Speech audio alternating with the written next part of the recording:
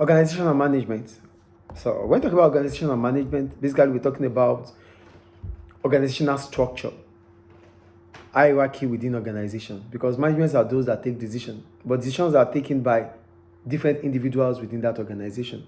So that means each individual will have a position that is attached to his or her responsibilities. Yes. That's the point we're making there. Yeah. So we just go down.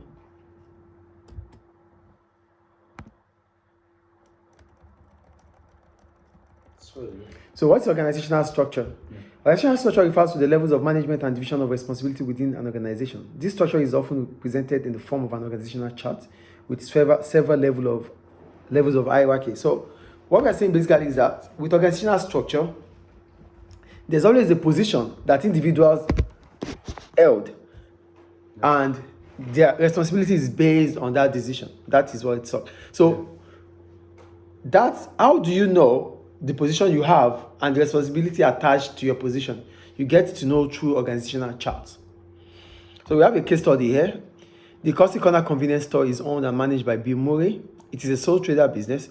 Bill has no employees. He works a long day, 12 hours, because he's a sole trader. Usually, as he works alone in the business, he has to do all the jobs which are involved in running a busy convenience store. That is one of the problems about being a sole trader. Here is a list of just 6 of his tasks: ordering new stock, serving customers, going to the bank to pay in cash, arranging shelf displays, keeping all the paperwork up to date, contacting the local newspaper to arrange an advertisement for the shop. In Bill's business, there is no need for an organizational structure because he works alone. There's no need to outline the responsibilities and duties of other employees or to indicate their links with other workers because there aren't any, as he is the only one. So, in a sole trader, there's no need for organizational charts because a sole trader is a business that is owned and controlled by an individual. So you don't have to draw up an organizational chart. That was the point there. So that's simple. What would happen to the organization of Bill's business if it expanded? So now we're looking at it in the way of expansion or growth. So as soon as business grows, as soon as a business grows or expands, there's a need for organizational structure. Yes. That's the point there. So that takes us to the next case study. Bill was exhausted. It was the end of another long day. He had decided during the day that he could no longer do all the work of running the store by himself. He was going to advertise for a shop assistant. He thought carefully about what work he would want the assistant to perform. Bill remembered from his previous job, working for a large retail chain, that it was important to make clear the tasks and responsibility of employees. If this was not done, then 2 people might end up doing the same work, and some work might not get done at all. He decided to write up a job description, which he would give to all the people who have applied for the job. This would make clear what the job would involve. We thought this would have 2 main advantages. So what are the advantages of having a job description? A job description means that you taking up this job, these are your responsibilities. Because if you don't outline job description, then you will end up doing nothing. It's just like you don't have an objective. So either you as the owner of the business and the employee does almost the same thing, or you leave some jobs even undone because you don't attach responsibility to each employee. So what we are talking about is that Bill is tired about doing all these things alone. Yeah. He needs to employ worker. He needs to employ someone to get it done. So he now remember that it is important to outline roles and functions for employees. If not, some jobs will be left undone, which is not good for the business. So that's why he made up a job description, which would state the job, the function of each employee. That is the point there. So the advantage of having a job description is that people applying for the job could see if they were suitable for the work expected of them. Yeah. So with a job description, you would know if the job is what you can do or not. 2, once in the job, the new employee would know exactly what their duties and responsibilities were. Their work should therefore help Bill, not just repeat what he was doing. So the main reason why Bill wants someone is to help, to share responsibility with the person. So with job description, you will already know what you are coming in to do. So it will not be the same thing Bill is doing. Is it clear? Yes. So that's about job description. So the main task, the working conditions, and that's all about job description. So Bill's business now has a very simple organizational structure. There are 2 people in the organization and they are specializing in different jobs. Bill now manages the work of his shop assistants.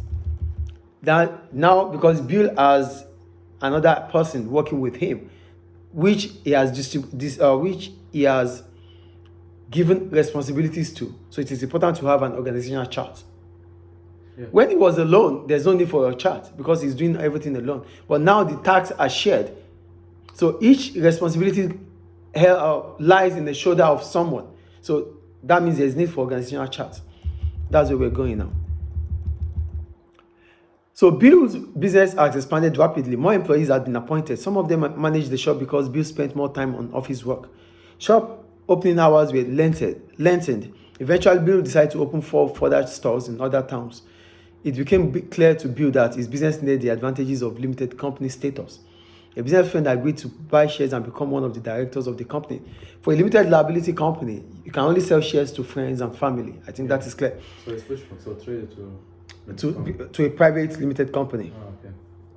So as the organization was growing, Bill decided it needed a clear structure. After discussions with his directors and senior managers, he drew up a chart. So Bill is the chief executive director. We have the marketing director, financial director, and human resources director. So the marketing director will take charge of marketing, production. Then the financial director will takes care of the bookkeeping and accounting, and the human resources director will take care of administration. And that's all about that. This is what we call a typical organizational chart. Yes. So it is a hierarchy. This means that there are different levels in the organization. So hierarchy means different levels of position in an organization. I think that is clear. Yes. So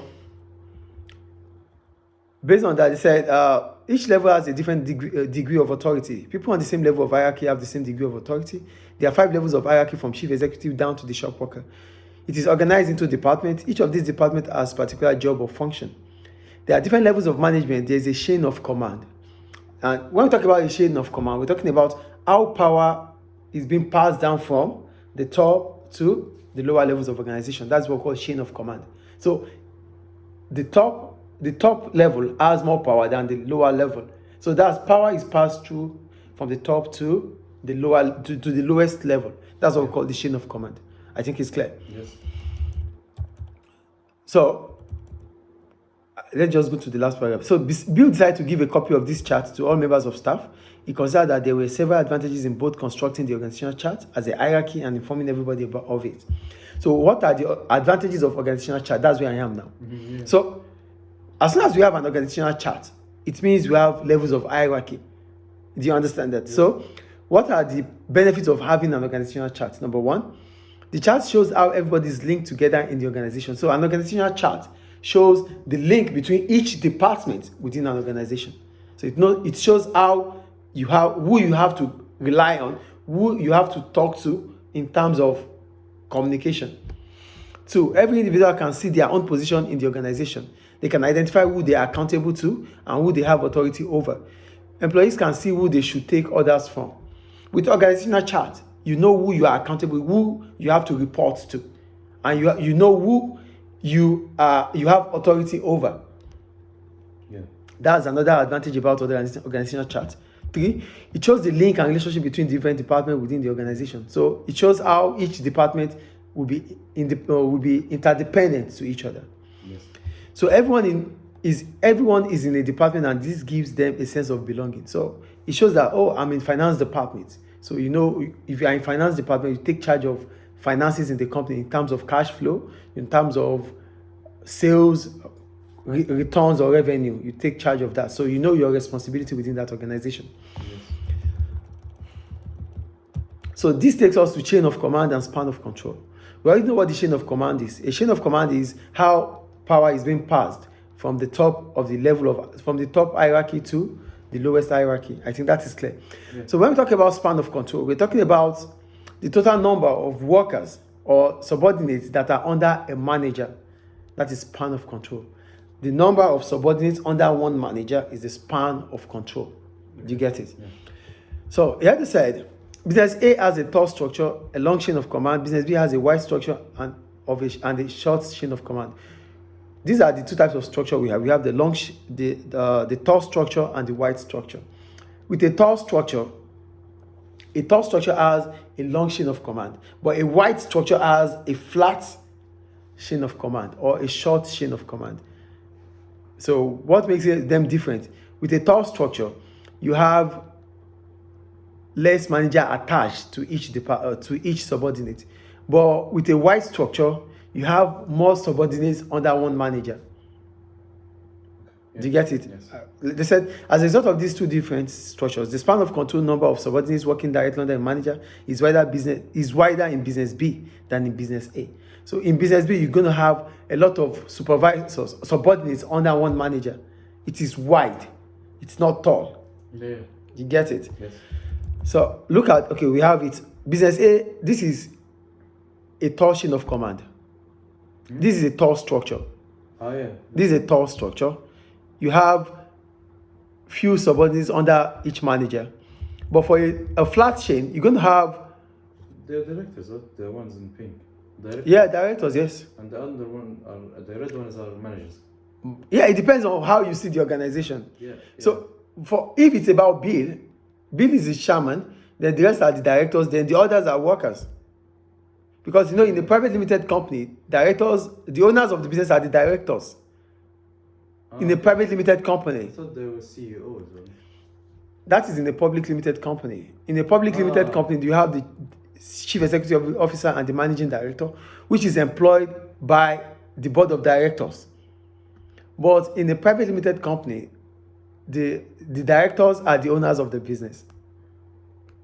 Is that clear? Okay, so the ones in pink are the directors. the one with the green is the chief. The chairman, Bill. The chairman, yeah. I think it's clear. Yeah, good. So, what are the advantages of having a short chain of command? With a short chain of command, you don't have large numbers of directors. As a result, communication becomes quicker and more accurate. You don't have a lot of managers in a short chain of command. You have few managers but more subordinates. Do you get it? Yes. And as a result of that, communication becomes quicker and faster. That means the manager is not remote to the subordinates. They are just close in contact. They are not far away from each other in a short chain of command. In a long chain, we have a lot of managers with fewer subordinates under each one. That is long structure or tall. Yes. But for short chain of command, you have few managers but wider span of control. Do you get it now? Yes. So one of the advantages of having a short chain of command is that communication is quicker and more accurate. I think it's clear. Yeah. Top managers are less remote from the lower level of the hierarchy. So that means they are closer to the supervisors. It's B, right? But that's business B we're talking about, which is the Short chain of command, yes. Okay. Top managers are closer to their subordinates. That's the point there. So that means subordinates are able to speak directly to their managers, Yes. which is good. It's motivating too. 3, span of control will be wider. This means that each manager is responsible for more subordinates. So because it has a wide span of control, a manager would be responsible for almost more subordinates. That's what it means. There will be less direct control of each worker and they will feel more trusted. So because they know the manager can see them, virtually see them. As a result of that, he knows what individual can do. Yeah. And they may obtain more job satisfaction because they are part of those that take decisions. The manager won't take decision all alone. He will need them to talk to and before they take decision. That could bring about job satisfaction. That's about short chain of command. I think it's clear. Yeah. There's a however. However, the problem about span of control, a wider span of control, is that more people to be directly responsible for could mean that the manager lose control of what their subordinates are doing. The subordinate could make many mistakes if they are poorly trained. So the problem about span of control, a wider span of control, is that because you have to oversee large numbers of people, you might lose sight